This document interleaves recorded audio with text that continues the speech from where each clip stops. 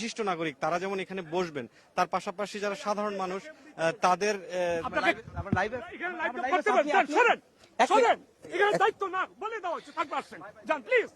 আপনি শুনতে পাচ্ছেন যে আপনারা আপনি যান না প্লিজ প্লিজ লাইভে আছি, লাইভ হবে না।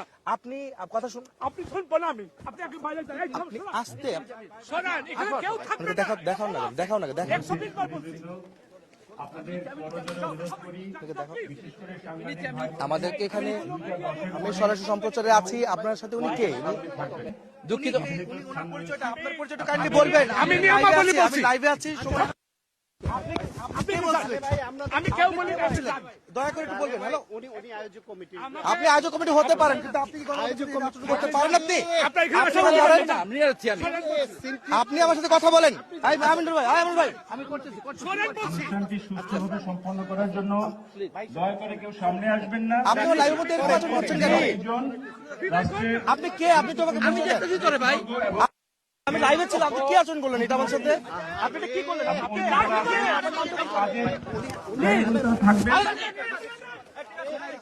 মরুমা বেগম খালেদা জিয়া পরিবারের শাসক সামনে কেউ দেখবেন।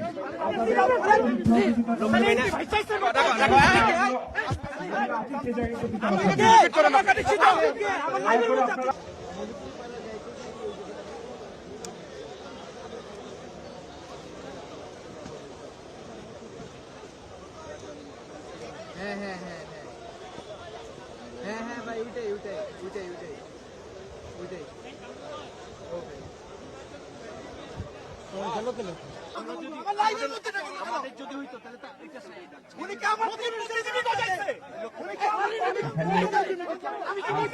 বাহিনী সহ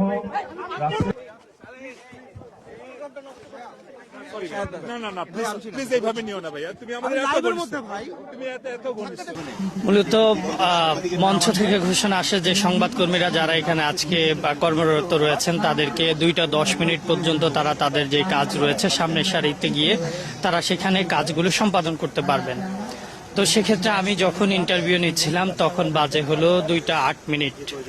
হ্যাঁ, 2:60 থেকে আমি ইন্টারভিউ নেওয়া শুরু করছি। আমার ইন্টারভিউটা শেষ পর্যায়ে তখন 2:09 বাজে, তখন তিনি পিছন থেকে এসে আমার কলার ধরে আমাকে পিছনে ফেলে দিলেন। তো এর পরবর্তীতে কিন্তু সালেহীন ভাই আমি দেখলাম যে তিনি লাইভে আছেন, তার সাথে একই ঘটনা ঘটেছে। তো আমি যদি বলতে চাই যে আমরা যখন সংবাদ কাভারেজ দিই বা সংবাদ সংগ্রহ করি তখন কিন্তু আমাদের একটা টাইম লিমিটেশন থাকে, সেই জিনিসটা আমরা জানি, আমরা সেই টাইম মাথায় নিয়ে কাজ করি।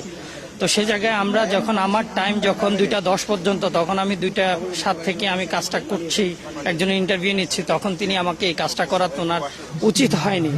আমি একজন গণমাধ্যম কর্মী হিসেবে এর তীব্র নিন্দা জানাই। সেখানে আমার মতো সংবাদকর্মীর সাথে এই আচরণটা হয়েছে, শুধু আমার সঙ্গে নয়, সেখানে আরো 2-3 জনের সঙ্গে এই আচরণটি হয়েছে।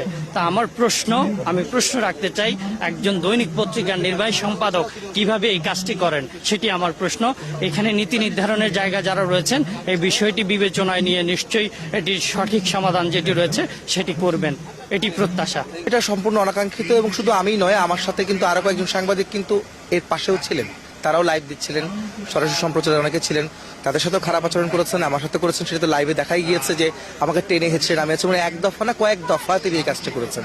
এবং এখানে যারা বিএনপি নেতা যারা ছিলেন, যারা উপস্থিত যারা ছিলেন, তারাও হতভম্ব হয়েছেন এবং তারা বলেছেন যে এমন ঘটনা আসলে সম্পূর্ণ অনাকাঙ্ক্ষিত এবং শান্ত পরিবেশ এবং শোক সভার আয়োজনকে নষ্ট করার জন্য কি তিনি এই ধরনের আচরণ করেছেন, এই প্রশ্ন কিন্তু তিনি তুলেছিলেন সবাই।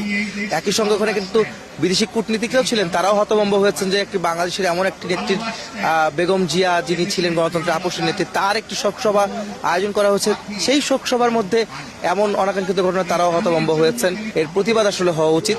একই সঙ্গে এই ঘটনার একটি সুষ্ঠু বিচার আসলে আমি আমার পক্ষ থেকে, যেহেতু আমি নিজে একজন ভিকটিম, আমি দাবি করছি একটা বিচার হওয়া উচিত।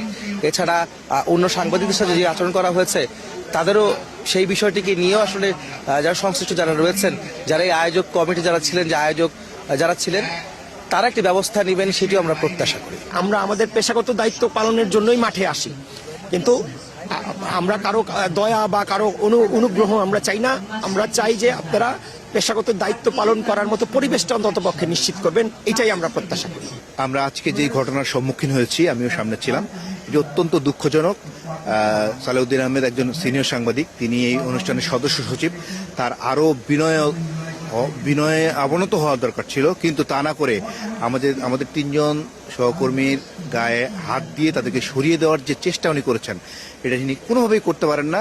যদি আমরা গণমাধ্যম কর্মী নাও হয়ে থাকি, একজন সাধারণ মানুষও যদি ওখানে থাকে, উনি কারো গায়ে হাত দেওয়ার ওনার কোনো অধিকার নেই। উনি যেটা করেছেন, উনি এটা ভুল করেছেন।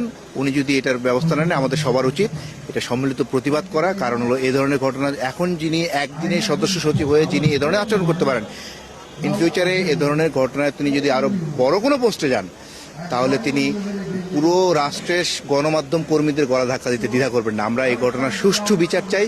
একটা আয়োজন হতে পারে, নিরাপত্তার ব্যাপার থাকতে পারে, শৃঙ্খলার ব্যাপার থাকতে পারে, সেখানে বিধিনিষেধও থাকতে পারে, গণমাধ্যমের জন্য বিধিনিষেধ থাকতে পারে, এটা খুবই স্বাভাবিক।